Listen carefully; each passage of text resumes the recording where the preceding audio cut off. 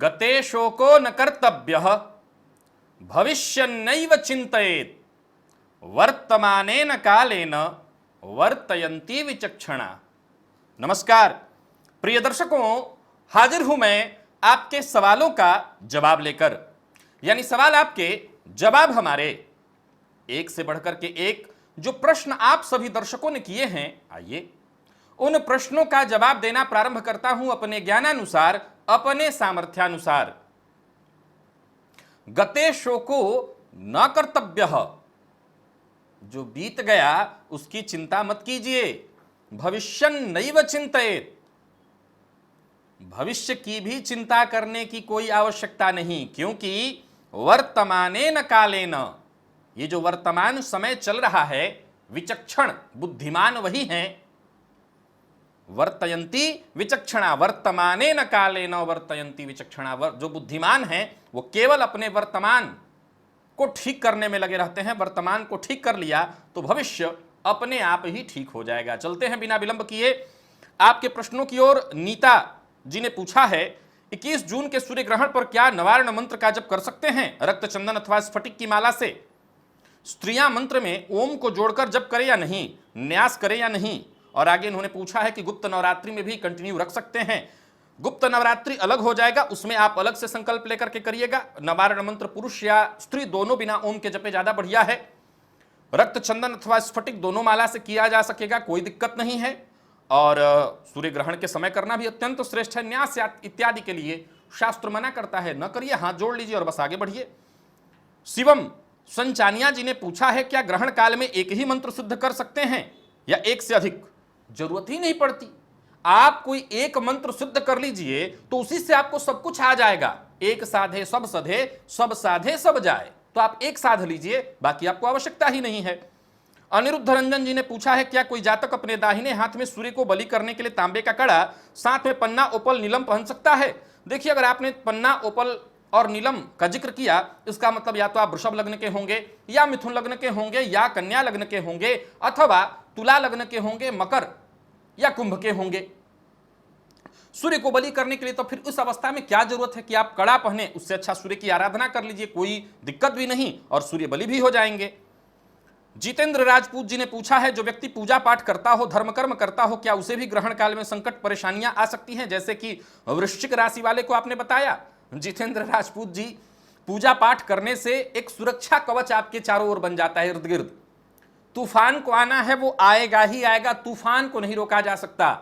अवश्यम भावी भावानाम प्रतिकारो भवेद यदि प्रतिकुर्युर्न किम नूनम नलराम युधिष्ठिर। अवश्यम भावी का प्रतिकार संभव नहीं है, यह 100% सही है। परंतु जब आप एक सुरक्षा घेरा बना देते हैं, एक महल बना देते हैं, कवच, अभेद्य कवच बना देते हैं और उसके बीच जाके खड़े हो जाते हैं, तो तूफान आता है। तूफान आपके द्वारा जो कवच बनाया हुआ है, हो सकता है उस कवच को हानि पहुंचा दे, हो सकता है आपका कुछ पुण्य क्षय हो जाए, लेकिन तब आप सुरक्षित हो जाते हैं। तो आपने अगर अच्छा कर्म किया, पूजा पाठ किया, फिर चिंता क्यों? आप निश्चिंत होकर के समय के साथ चलिए, प्रकृति के साथ बने रहिए, सब कुछ ठीक ही होगा। तरुण काटवे जी ने पूछा है जब हम शिव जी का अभिषेक करते हैं जल से तो ताम्रपात्र से करना श्रेष्ठ है, सबसे बढ़िया है पित्तल से अथवा चांदी इत्यादि के पात्र से। आगे इन्होंने पूछा है जब जल में दूध इत्यादि मिलाकर के अभिषेक करते हैं, आप हर समय इसी से किया करिए। आपने जो लिखा है कि विष के समान या मदिरा जो भी हो, मैं आपको यही कहूंगा पित्तल के पात्र से आपको अभिषेक करना चाहिए। अगला जो प्रश्न है अशोक वाजपेयी जी का है कि इन्होंने पूछा है जुड़वा बच्चों में छोटे बच्चे का जन्मांक नौमांस के आधार पर किया जाता है। देखिए, जुड़वा बच्चे की कुंडली को लेकर के सदैव संशय की स्थिति बनी रहती है। मैं एक सामान्य बात सदैव कहा करता हूं कि देखिए, जुड़वा बच्चे हैं, कुंडली दोनों की एक ही होगी, लेकिन उनका भाग्य एक कभी नहीं हो सकता, क्योंकि दोनों अपना अपना प्रारब्ध लेकर के आए हैं। एक सामान्य तर्क यह है कि जन्म कुंडली लग्न जो हुआ बड़े भाई का हुआ तो उसका छोटा भाई जो छोटा बच्चा है, तो कुंडली का तीसरा भाव होता है, तीसरे भाव से जुड़वा बच्चा यानी छोटे बच्चे का विचार कर सकते हैं। नौमांस दोनों के लिए, भाई जाहिर सी बात है, नौमांस एक पर आप लागू करेंगे, दूसरे पर लागू नहीं करेंगे, तो दूसरे पर भी लागू किया जाएगा। तो जन्मांक में तीसरे भाव से आप देख सकते हैं छोटे बच्चे के लिए उसमें। हाँ, ये जरूर है कि वो उसका अपना अलग ही भाग्य होगा, चाहे आप जो भी तर्क इस पर लगा लीजिए, कोई तर्क सिद्ध करने की आवश्यकता नहीं, वो अपना प्रारब्ध लेकर के आए। दोनों के प्रारब्ध एक ही समय में जन्मे दोनों बच्चे, प्रारब्ध दोनों का अलग अलग है। निया, जो भी नाम बड़ा लंबा है आपका, मैं निया नाम आगे इतना पढ़ लेता हूं, बहुत लंबा नाम है। खैर, आपने पूछा है मैं प्रतिदिन हनुमान चालीसा का पाठ किया करती हूं और मंगलवार को हनुमान चालीसा और बजरंग बाण का पाठ करती हूं। पिछले मंगलवार को सुबह पूजा के समय दिए में तेल समाप्त होते समय दिए में आग लग गई। नुकसान कुछ नहीं हुआ, लेकिन शाम के दिए में फिर आग लग गई। शास्त्री जी क्या संकेत है? कोई संकेत नहीं, बुझता हुआ दिया भभकता ही है। ये तो सबके यहां होता होगा, मुझे नहीं लगता इसमें कोई ऐसा है। हर दिया जो है जो बुझने वाला होता है, एक बार उफान में वो जलता ही जलता है, रूल है। तो आपके यहां कुछ अलग तो नहीं हुआ है? ये गलत संकेत कैसे हो सकता है? हर दिया बुझने से पहले वो खूब तेज हो जाता है और धधक के फिर शांत हो जाता है सदा के लिए। तो ये रूल है, मुझे नहीं लगता ऐसा कुछ है। दीपक मालवीय जी ने पूछा है श्री गणेश अथर्वशीर्ष वैदिक है या पुराणोक्त या कुछ और है? विद्वान बोलते हैं कि वेद शूद्र लोगों को नहीं पढ़ना चाहिए, और अगर कोई 15 साल से उसे पढ़ रहा हो तो क्या उसको पाप लगेगा और आगे पढ़ना चाहिए या नहीं? मालवीय साहब, मैं सबसे पहले आपसे पूछूंगा कि उनसे जाकर के आप पूछे कि शूद्र कौन, किसको वो शूद्र मानते हैं। पहले उसको वो सिद्ध कर दें, इसके बाद विचार किया जाएगा इस पर। वैसे मैं आपको बता दूं कि ये अथर्ववेद से उद्धृत है, गणेश अथर्वशीर्ष, और सभी पढ़ें। सब पर सबका अधिकार है समान परमात्मा के ऊपर। जब हम सभी परमात्मा की संतति हैं तो सबका बराबर का अधिकार है। किसी का अधिकार इसमें कम और किसी का अधिकार ज्यादा नहीं है, किसी का नहीं। तो उनको बड़े प्रेम से समझाइए कि जिन्होंने ये कहा कि ये नहीं पढ़ सकते, उनसे पूछिए, वो भेद जरा दिखाएं कि कौन है वो, मुझे भी पता चले। तो बिल्कुल सभी पढ़ सकते हैं, कोई दिक्कत नहीं है। भगवान की आराधना में कैसा भेद, सभी करें। मैंने जब वेद से संबंधित किसी ऋचा या इत्यादि के बारे में महिलाओं को मना किया तो उसका तर्क दिया। मैंने ये नहीं कहा कि वो इसलिए न करें या वो उसलिए न करें। उसमें जाति भेद की कोई बात मैंने कभी नहीं कही है, याद रखिएगा। जाति भेद की बात कभी नहीं कही है। जब भगवान श्री राम ने भेद नहीं किया, निषाद कोई जरूरी है कि फल फूल खाते होंगे? सबरी जंगल में रहने वाली भिलनी जाति प्रजाति की थी, उनका जूठा भगवान श्री राम आखिर क्या स्थापित करना चाहते थे, क्या कहना चाहते थे? या तो आप श्री राम जी जो भी करना चाहते थे उसका खंडन कर दीजिए, तब हम माने, और नहीं तो भगवान श्री राम को अगर आप मानते हैं तो उनके आदर्शों को भी मानना पड़ेगा। दो ही बातें हो सकती हैं, या तो आप श्री राम के साथ हैं या श्री राम के विरुद्ध। अगर श्री राम के साथ है तो उनके आदर्श को मानना पड़ेगा। उनका जो आदर्श स्थापित था, जिस आदर्श के बूते उन्होंने राम राज्य स्थापित किया, तो वो आदर्श मानना होगा। अन्यथा आप ये कहेंगे कि हम श्री राम के विरुद्ध हैं। दो ही बातें होंगी आपके पास। तो जब भगवान श्री राम ने इसमें भेद नहीं, तो हम कौन होते हैं भेद करने वाले? श्याम नागर जी ने पूछा है कि हम जो भोजपत्र पर यंत्र बना रखे हैं वो ग्रहण काल में प्रभावहीन हो जाता है। जी हाँ, ग्रहण के बाद पुनः नया, ग्रहण में भी तो इसलिए तो यंत्र बनाया जाता है, उस समय नए यंत्र का निर्माण करिए, वो यंत्र समाप्त हो जाता है। रूपा मजुमदार जी ने पूछा है घर के में मार्बल पत्थर की मूर्ति रखनी है या सही, या धातु की मूर्ति? पत्थर की मूर्ति, मार्बल नहीं, पत्थर। जैसे भोलेनाथ यानी शिवलिंग रखना है तो आप शिवलिंग, नर्मदेश्वर शिवलिंग ले आइए इत्यादि। तो मैं सलाह आपको दूंगा कि पत्थर, मार्बल बिल्कुल नहीं रखना चाहिए। धातु की भी रख सकते हैं, जैसे चांदी इत्यादि की आपके पास रखना हो आप रख सकती हैं। शास्त्री लखनपाल शर्मा जी ने पूछा है संकल्प करके कवच, अर्गला, कीलक, स्तोत्र, न्यास विधि सहित नवारण मंत्र जप, दुर्गा 32 नाम माला, स्तोत्र पाठ, सिद्ध कुंजिका स्तोत्र का रोज पाठ कर सकते हैं? ये कोई प्रश्न है? नित्य कर सकते हैं, पूछना ही नहीं। प्रदीप चौहान जी ने पूछा है दम बीज मंत्र की विधि विधान और इसके प्रभाव के बारे में ज्ञान दीजिए, और इसको कितनी संख्या में जपना चाहिए? क्या इनको सूर्य ग्रहण में भी जप सकते हैं? भगवान विष्णु का ये बीज मंत्र है, और आप जब जान ही गए हैं कि भगवान विष्णु का है तो विधान की तो कोई आवश्यकता नहीं, बस हर समय जपिए, ये सिद्ध हो जाए तो समझ ही सकते हैं क्या है। सब कुछ देने वाले हैं श्री हरिनारायण। तो आप जब सदैव जपते हैं, हाँ मेरे हिसाब से मैं जब पूजा की बात करता हूं तो मेरे अपने काल में भी, ये कोई नया यहां पर मैं यूट्यूब वीडियो बना रहा हूं, कभी भविष्य में मैं इस पर चर्चा करूंगा कि जब मैं इस काल में था जहां मैं शिक्षा ग्रहण किया, इसके बाद कर्मकांड के क्षेत्र में था, कर्मकांड के क्षेत्र में भी ये अभी एक जो प्रश्न इन्होंने उठाया था थोड़ी देर पहले, मैं आपको विश्वास दिलाना चाहता हूं कि मेरे विरुद्ध लोग हो जाते थे। जब वो किसी और जाति के लोगों को कहते थे आपको यहां नहीं आना, वो मुझे कभी बर्दाश्त नहीं हुआ। मैं यहां यूट्यूब पर नहीं बोलता, ये लड़ाई मेरी शुरू से रही है। कई तरह के बातों पर मतभेद हुआ हो जाया करता था अपने गुरुजी लोगों से भी। जब बात इस पर आती थी तो मतभेद हो जाया करता था। अब ये जो आपने मंत्र उठाया, मेरा यहां अलग ही तर्क होता है कि भगवान के पूजा पाठ के लिए कोई समय नहीं, कोई विधान नहीं, कोई नियम नहीं, हर समय आप कर सकते हैं, जब आपकी इच्छा, जब आपकी इच्छा वही सिद्ध मुहूर्त है। परमात्मा की जब ही कृपा जगी और उन्होंने आपके अंतर मन में यह विचार उत्पन्न करा, ये आपके मन में कैसे आया, ये किसी के मन में कैसे आया? आ ही नहीं सकता। आया मतलब परम पिता ने संकेत दिया, घंटी बजाई है। तो जब उनकी आज्ञा है तो कोई नियम नहीं, आप हमेशा जपिए, ग्रहण काल में जपिए, इसको सिद्ध कर लीजिए, इसको सिद्ध कर लिया, सब कुछ मिलेगा। राज सिंह जी ने पूछा है, क्या घर के पूजा के स्थान पर जितने देवी देवता हों उतने दीपक जलाना या एक या दो से ही हो जाएगा? अगर आपके कोई मुख्य देवता हैं तो उनके लिए अलग, बाकी एक ही दिए से सबको आप आरती दिखा सकते हैं, कोई दिक्कत नहीं। अगर आप चाहें तो मुख्य देवता, सब सभी देवताओं की पूजा करके, मुख्य देवता की पूजा करके एक साथ भी दीपक जला सकते हैं, सब एक ही हैं, कोई भेद नहीं है यहां पर। गोविंद राठी जी ने पूछा है, क्या सूर्य ग्रहण काल में मनोकामना के लिए संकल्प लेकर के सूर्य मंत्र, जप, स्तोत्र, गोपाल सहस्त्र नाम का पाठ किया जा सकता है? वैसे तो पाठ का कोई विशेष नहीं है, मंत्र जप का समय होता है ग्रहण काल, तो मंत्र का जप करना, मंत्र सिद्ध करना, वैसे पाठ करेंगे तो कोई मना ही नहीं है, परंतु मंत्र जप करना ज्यादा बढ़िया होगा।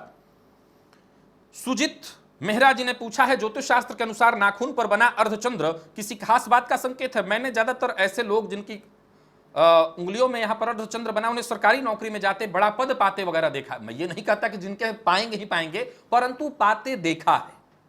अर्धचंद्र उच्च पद दिलाना इसमें सहायक होता है। सविता सिंह जी ने पूछा है, दुर्गा जी की आरती के बाद जो परिक्रमा होती है वो कितने बार की जाती है? एकाचंड्या, एक बार।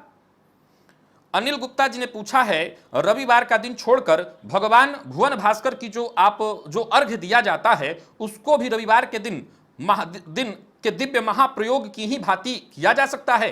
लोटे के जल को रोक रोक कर 3 बार संशय दूर करें। अनिल गुप्ता जी, क्या प्रश्न आपने पूछा है, आप समझ नहीं सकते। देखिए, असल में क्या होता है कि लोग व्यस्त होते हैं और देखिए इसी व्यस्तता में एक दिन भी करने लगे, यही परमात्मा की बहुत कृपा है। लेकिन अगर रोज करें तो कहना ही नहीं, फिर चमत्कार ही हो जाए, फिर जीवन से कष्ट जैसे कोसों दूर हो जाए, वो चमत्कार हो जाएगा। परंतु मैं तो चाहता हूं कि रोज करें, लेकिन लोगों के पास समय नहीं होता, सो एक दिन कराता हूं। आप रोज कर सकते हैं तो क्या प्रश्न, पूछना ही नहीं। लावी अवस्थी जी ने पूछा है, क्या एकादशी का व्रत माता पिता के जीवित रहते किया जा सकता है? मैं निर्जला एकादशी का व्रत करता हूं तो कुछ बुजुर्गों ने मना किया मुझे। जी, बुजुर्ग थे इसलिए कुछ कह नहीं रहा हूं, लेकिन उनको जानकारी नहीं होगी, वो अज्ञानता में ऐसा कर बैठे। माता पिता के सामने ही करना चाहिए, तभी तो उनको पता चले कि उन्होंने एक सतपात्र सुपुत्र को जन्म दिया है, ऐसे पुत्र को जो उनके वंश वेल को आगे तो बढ़ाएगा ही, पूर्वजों को, पितरों के भी नाम को, उनको भी संतुष्टि और सब कुछ देने वाला है। तो मुझे लगता है उनके सामने ही बिल्कुल प्रारंभ कर देना चाहिए। दीपांशु शुक्ला जी ने पूछा है, रुद्राष्टकम में 8 श्लोक, लेकिन उसमें एक अंतिम में 9वां श्लोक रुद्राष्टकम मुदम प्रोक्तम विप्रेण हरतो से इत्यादि जो है ये पठन्ति नरा भक्त्या तेषां संभू प्रसिद्धति इत्यादि अनिवार्य होता है या नहीं? यदि रुद्राष्टकम का 108 बार पाठ करें तब भी हर बार इस श्लोक को बोलना पड़ेगा या सिर्फ अंतिम बार? अंतिम बार। ये उसकी फलश्रुति है। रुद्राष्टकम इदम प्रोक्तम, जो मैंने बोला विप्रेण हरतोषये, आखिर में ये लाइन सुनिए, ये पठन्ति नरा भक्त्या, ये जो नर पढ़ेगा तेषां शंभु प्रसिद्धति, शंभुलोक की प्राप्ति हो, शंभु की प्राप्ति हो, तो ये उसकी फलश्रुति है।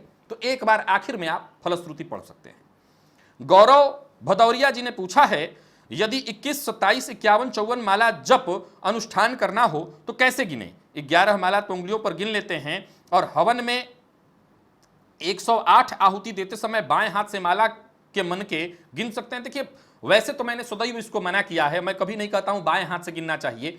उचित हो कि किसी को बिठा लीजिए मंत्र बोलने के लिए और माला जपने के लिए और मंत्र बोलने के लिए, और आप केवल आहुति दीजिए। आहुति में भी ध्यान आपका होना चाहिए, क्योंकि देवताओं का भोजन आप दे रहे हैं। आपका दिमाग तनिक भी भटका, किसी को भोजन करा रहे हो, सोचिए, भोजन बनाते समय दिमाग भटका तो भोजन खराब हो जाता है, और भोजन कराते समय दिमाग भटका, कोई थाली लेके बैठा है, सोच के देखिए कि आप दामाद हैं और गए हैं अपने ससुराल और थाली लेके बैठे हैं और खाना खत्म हो जाए और कोई ध्यान न दे, या थोड़ा सा ध्यान भटके, तो आप क्या नखरा नहीं पसारेंगे?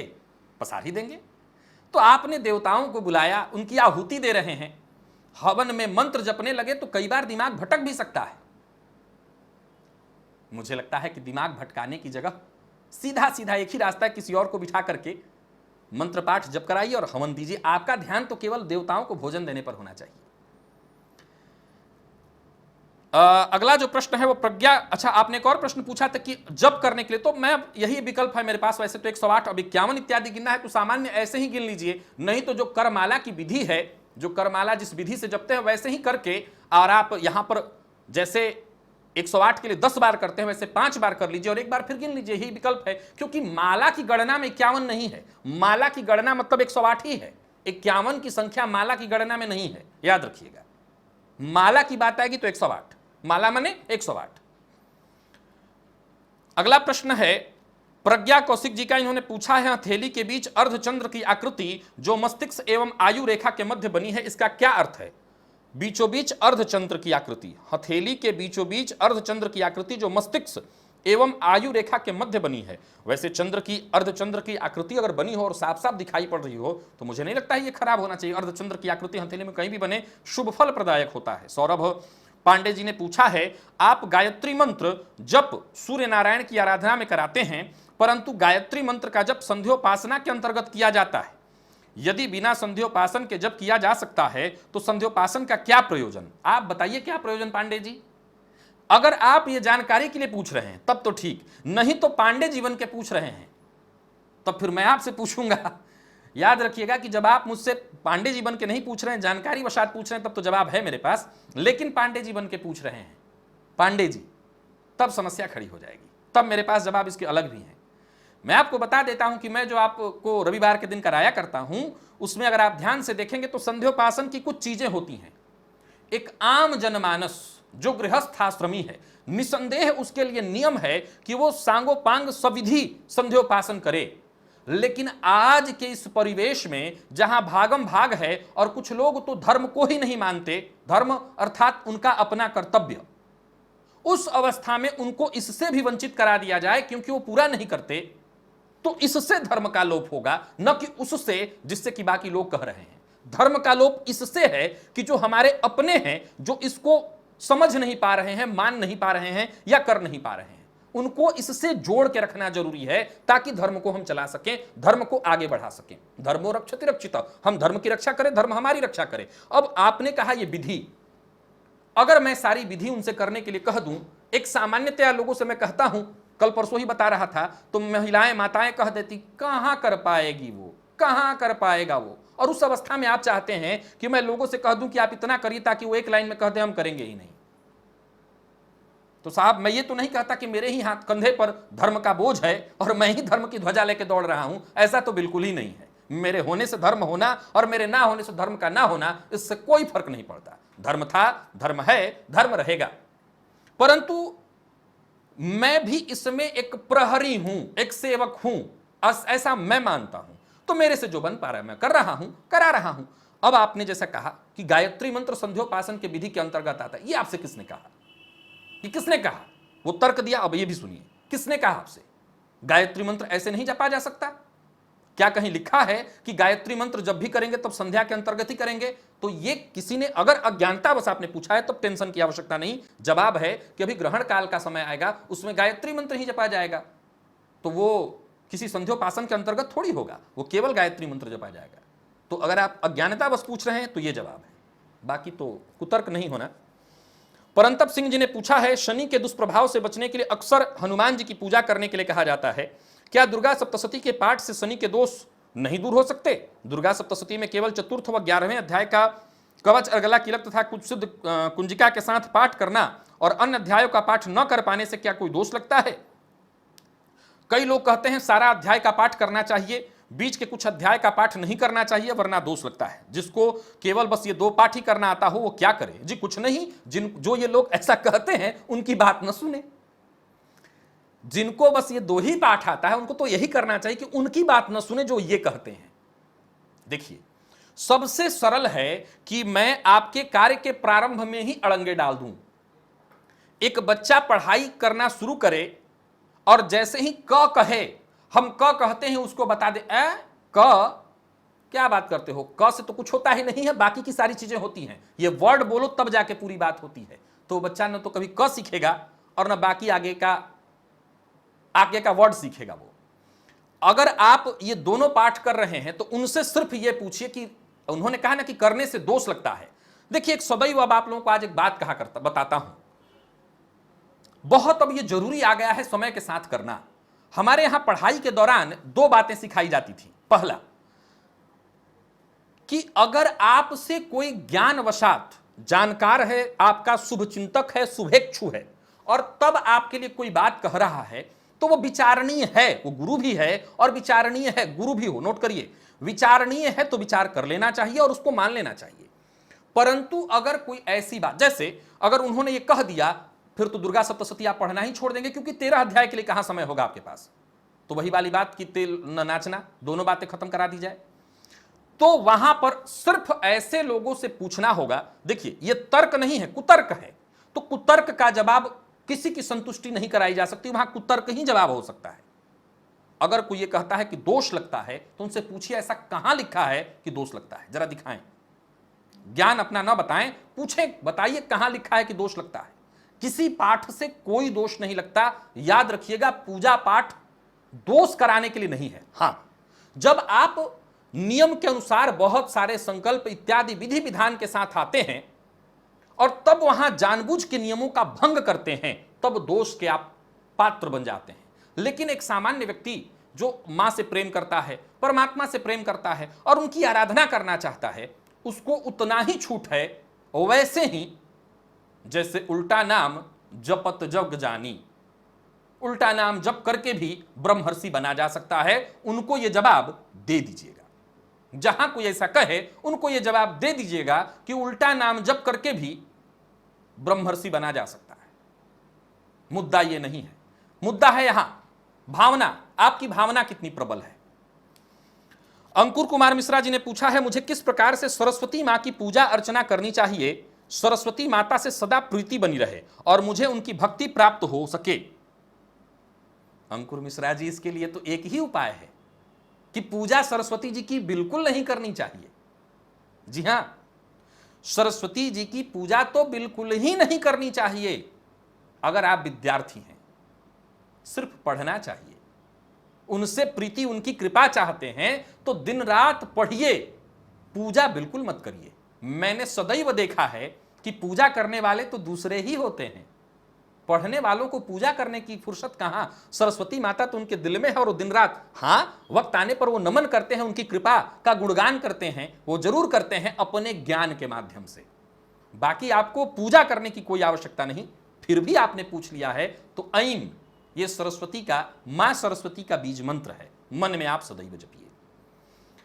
कुंवर विजय सिंह जी ने पूछा है, श्री रामचंद्र जी को क्या अक्षत चढ़ाना चाहिए क्योंकि वो श्री हरि विष्णु भगवान को नहीं चढ़ा। जी बिल्कुल, उनको भी नहीं चढ़ाइए, उनके ही अवतार हैं। रचना ग्रोवर जी ने पूछा है, लाल मिर्च के दानों के साथ सूर्य आराधना कब, कैसे और क्यों की जाती है। कई सारे सरकारी विभागों में जब आपके काम फंसे होते हैं तो वो काम पूरा कराने के लिए इस प्रयोग को किया जाता है। इस प्रयोग के लिए कई बार लोगों को मैं मतांतर करते देखता हूं, लेकिन सत्य यह है कि इस प्रयोग को करने के लिए सूर्योदय से पहले का ही समय चुनना चाहिए, यानी सूर्योदय नहीं होना चाहिए, तभी इस प्रयोग को करिए। और रविवार से प्रारंभ करके अगले शनिवार तक 7 दिन।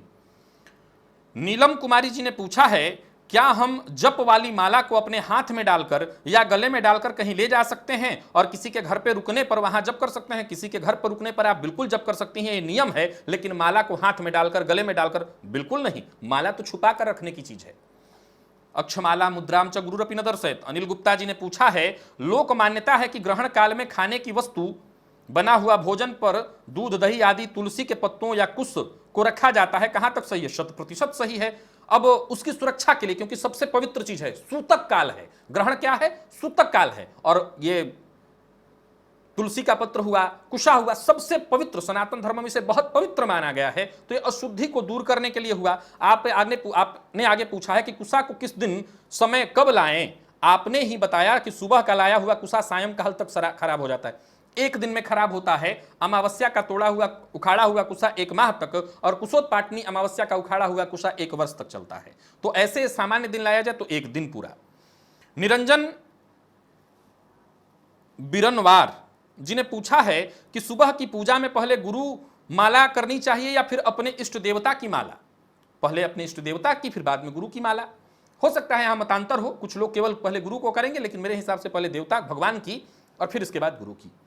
राम मोहन जी ने पूछा है, कुछ भी करके भाग्य को मिटाया नहीं जा सकता, लेकिन रामचरितमानस में लिखा है कि को तप करहि कुमारी तुम्हारी, भावी मेट सकहीं त्रिपुरारी। अच्छा, भावी ही मेट सकहीं त्रिपुरारी, ये आपने कहा है। हाँ, त्रिपुरारी चाहे तो बिल्कुल भावी मेट सकते हैं, इसमें कहां कोई संशय है। हालांकि देखा जाए तो निसंदेह जो अवश्यम भावी है वो होकर के ही रहता है। उदाहरण से जब मां सती जा रही थी अपने पिता के घर, तो बार बार वो पीछे मुड़कर देख रही थी कि अब भी भोलेनाथ मेरे साथ चले चलें, और भोलेनाथ बार बार उनको रोक कर मना कर चुके थे, मत जाइए, लेकिन तब भी सती नहीं मानी। तो भोलेनाथ ने यही विचार किया कि ये भावी है, बड़ा ही प्रबल है, ये रोका नहीं जा सकता, क्योंकि अगर रोका जाता तो मैं खुद मना कर रहा हूं, पर सती मान नहीं रही है। तो निसंदेह हां, अब वो परम पिता है, वो चाहें तो भावी को बिल्कुल रोक सकते हैं।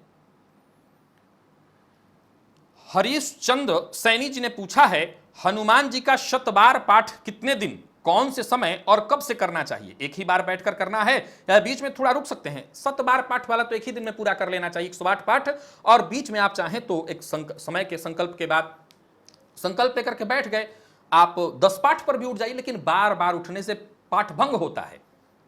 2-2.5-3 घंटे का अगर पाठ है, 3 घंटे में अगर आप इसे पूरा कर रहे हैं या 4 घंटे में पूरा कर रहे हैं, तो 2 घंटे पर एक बार बीच में उठ जाइए, 50 पाठ करके एक बार उठ जाइए, बीच में हाथ पांव धो करके फिर बैठ जाइए। और कब समय, जब श्रेष्ठ समय हो, जब आपकी श्रद्धा जग जाए, जब हनुमान जी आपके अंदर घंटी आके बजा दें, अब करो, तब करिए।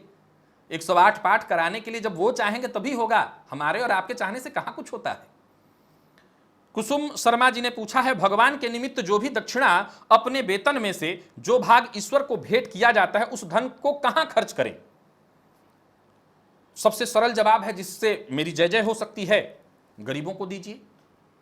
राजनीतिक शब्द है ये, और एक सामान्य शब्द अगर मैं कहूं तो भगवान के निमित्त निकाला है तो हम अगर आप उस लेवल पर विचार कर रहे हैं तो हम में, तुम में, हर जगह परमात्मा है, सिया राम में सब जग जानी, तो निसंदेह किसी जरूरतमंद की मदद कर देना, यह बात यहां ठीक है। मैं दोनों ही तर्क बता देता हूं कि सामान्यतया यह कहना अपने आप को बड़ा बनाने के लिए है कि गरीबों की मदद करो।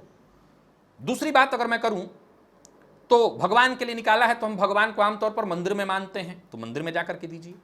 फिर मैं वही कहूंगा कि भगवान का ही हर बंदा है, जो जरूरतमंद हो उसको दे दीजिए, या फिर मंदिर में जाकर के सहयोगार्थ मंदिर के निर्माण, क्योंकि वो भी एक धर्म का माध्यम बनता है, वहां से धर्म का प्रादुर्भाव आम परिस्थितियों में वहीं से होता है, तो उसका होना हमारे जीवन में बहुत जरूरी है।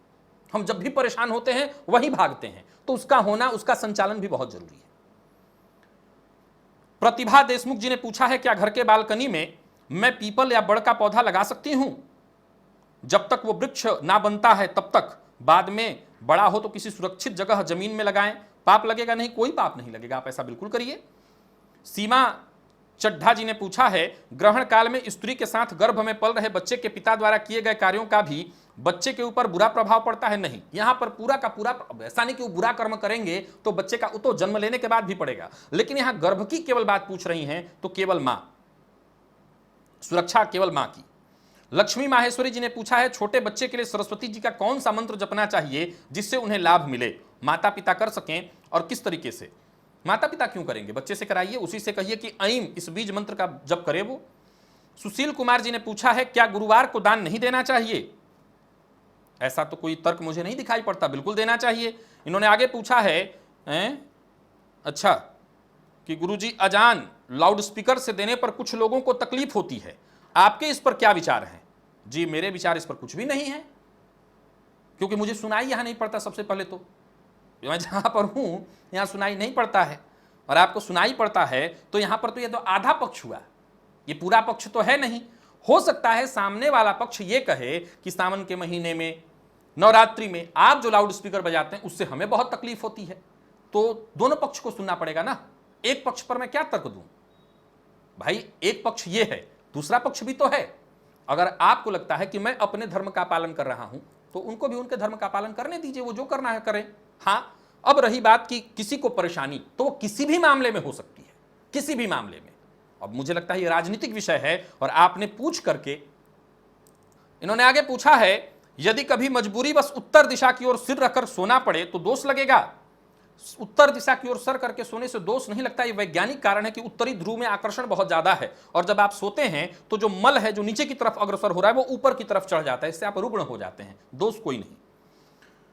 और श्रीकांत सतपुते जी ने पूछा है कि स्वप्न में साईं बाबा की मूर्ति बोलते हुए दिखाई दे तो इसका क्या मतलब है? अपने इष्ट देवता जिनको आप मानते हो, आराध्य जिनको मानते हो, स्वप्न में वो आपसे कुछ कह रहे हो, बोल रहे हो, विशेषकर आपको समझ में आ जाए वो क्या कह रहे हैं, यह अत्यंत श्रेष्ठ है। जो कह रहे हैं वो अक्षर से मानिए। अजय मिश्रा जी ने पूछा है जम्बू द्वीपे भारत खंडे, गुरु जी इसका क्या मतलब है? गांव के कुछ लोग कहते हैं कि ब्राह्मण लोग जम्मू से आए हैं इसीलिए द्वीप जम्मू में जलवाते हैं और गांव घर सबको बढ़िया है सर। सप्तद्वीप है, सप्तद्वीप में से एक द्वीप जम्बू द्वीप, ये जम्बू द्वीप है।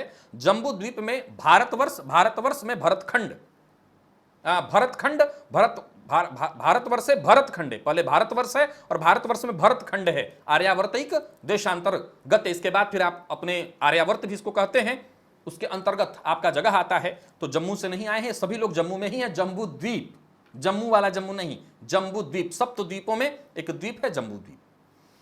तो प्रिय दर्शकों, ये थे प्रश्न जिनको लेकर के मैं आप सबके सम्मुख उपस्थित हुआ था। आज के लिए बस इतना ही, इजाजत दीजिए, पुनः मुलाकात होगी, तब तक के लिए नमस्कार।